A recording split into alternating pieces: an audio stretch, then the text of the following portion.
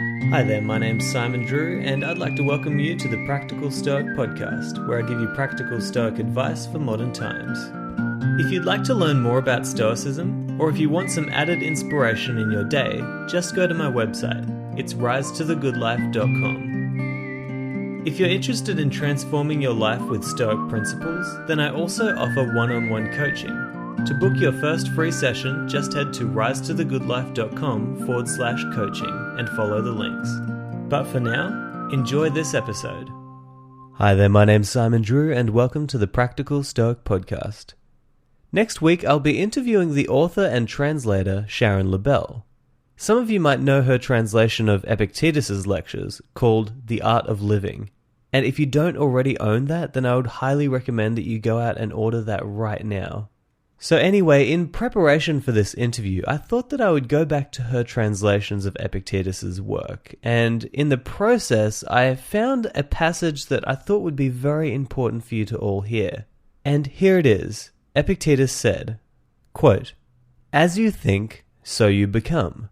Avoid superstitiously investing events with power or meanings that they don't have. Keep your head. Our minds are forever jumping to conclusions, manufacturing and interpreting signs that aren't there. Assume instead that everything that happens to you does so for some good. That if you decide to be lucky, you are lucky.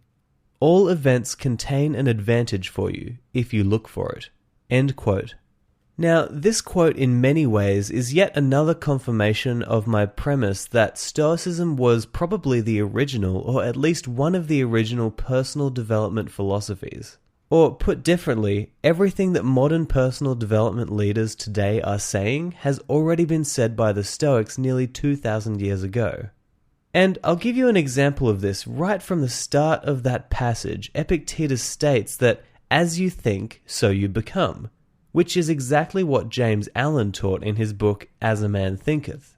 James Allen is thought of as one of the early pioneers of the modern personal development movement, and in his book he makes the argument that our thoughts dictate who we are and who we will become, which is an idea that certainly has stood the test of time.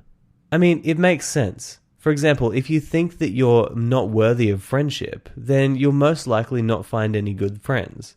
If your dominating thoughts lean towards the idea that people are all terrible, then you'll find more and more examples to confirm that belief.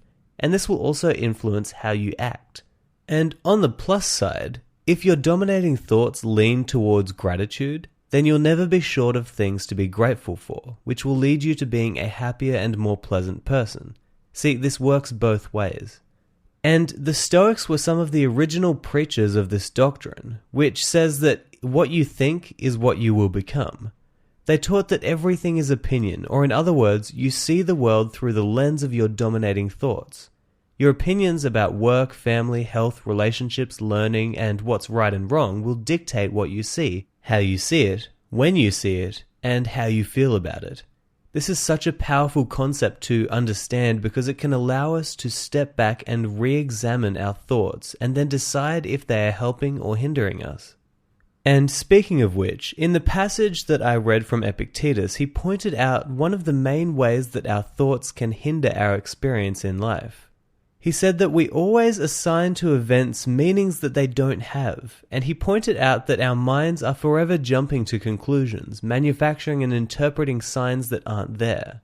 Have you ever found yourself doing this? I'm sure you have. I mean, we all have at some point in our life.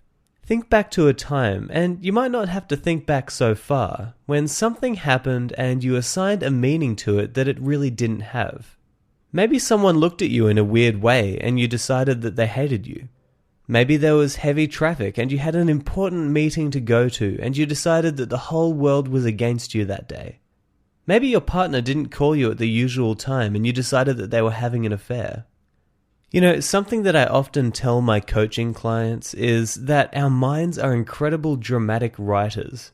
If something weird happens to you or you see something out of the ordinary, there's a high chance that your mind can come up with a story and a reason for why that happened that would rival any episode of The Bold and the Beautiful. When I'm thinking about these kinds of things, I often go back to the Mark Twain quote. He said, quote, "I'm an old man and have known a great many troubles. but most of them have never happened." End quote. This is a wonderfully comical way of pointing out that we often decide that certain events mean disaster, but rarely is this the case. And so, how can we change this human fault that we all fall prey to from time to time? If we are hindering ourselves by assigning negative meanings to situations, then what is the antidote? Well, the Stoics taught that if this habit of giving meaning to events can be used to sabotage our happiness in life, then it can also be used to improve our life. They taught that if we will give events positive meanings instead of negative ones, we can essentially set ourselves up to experience as little anxiety, anger, and hurt as possible. Here's what Epictetus said, again from that passage that I read earlier. Quote, "Assume that everything that happens to you does so for some good. That if you decide to be lucky, you are lucky. All events contain an advantage for you if you look for it." End quote. This is definitely one of the greatest quotes of all time, and it is also an uncomfortable idea for some people. If you suggest that a person should change their perception and start believing that events and situations can all have positive meanings, they will say that this is lying to yourself and that it is being too optimistic about life. But I would say that this is no more lying to yourself than saying that most events that happen have negative meanings. This is essentially a life hack, for want of a better term, that can lead you to being a happier person.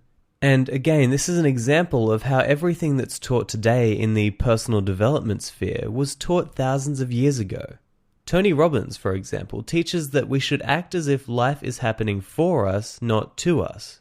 And when we live our lives with the belief that anything that happens can benefit us in some way, then our mind is immediately open to seeing how this can be the case. And when we see how this is the case, then we can act on this and become better people as a result. For example, if you're a salesperson and you get 10 rejections in a row, you can look at this in a few different ways. You could see this as a failure, and you could decide that you just shouldn't be a salesperson and that you're obviously not good at this. Or you could decide that each of those rejections was a gift or an opportunity to become a better, stronger, and more resilient person and professional. You could see how each rejection was necessary for your own personal growth and development as a salesperson. You know, I've spent a lot of time as a salesperson, walking from business to business, selling an incredibly niche product. And I can tell you for a fact that I wouldn't have made it through a week of sales work if I had decided that rejections were a bad thing. And that all starts with my own perceptions. And you know, this doesn't only apply to sales work. In life, there will be bad things that happen to all of us, and we all have a choice. If you decide that it's bad, then it will be bad. But if you decide that there is a diamond hidden within this trial or situation, then you'll find it. And it will make you a stronger, better, more resilient person. Just like Epictetus said, if you decide that you're a lucky person to have what you have and to experience what you experience, then you will be a lucky person. History is full of examples of people who faced all kinds of obstacles and trials, and yet despite those trials, they rose stronger and better for it. These people had the growth mindset that said that no matter what happens, I can find a positive to take out of this situation. Anything that happens can be of benefit to me. And so I guess the main message that I'm trying to get out here in this episode is this. Is life happening to you, or is it happening for you? These are two very different approaches to life, and they will lead down two very different roads. One road leads to anxiety and stress, while the other leads to happiness and personal growth. I want you to seriously consider how your thoughts and how your perceptions of what happens are affecting not only what you see, but how you live. Are you sabotaging yourself by assigning events meanings that they don't have? Are you allowing your perceptions of what happens to swiftly erode your chances of becoming a better and stronger person? If so, I would encourage you to use Epictetus' advice in your life. See the good in every situation. See the benefit in every trial. See how you could learn and grow and become a better person through anything that happens. Understand that how you think affects what you see and how you respond. Stop allowing your mind to write soap operas that clearly aren't happening. Life is on your side if you will only allow it to be. I'll talk to you next time, but until then I hope that this episode has helped you on your rise to the good life. Ciao. Thank you so much for listening to this episode of the Practical Stoic Podcast. I hope that you've gotten a lot of value out of it, and I hope that it helps you to live a better life. If you have enjoyed the podcast, then don't forget to subscribe so that you'll be the first to know when there are new episodes. If you really love the podcast, then I would appreciate a positive review, whether that's on iTunes, Stitcher, Google Play, or wherever else you listen.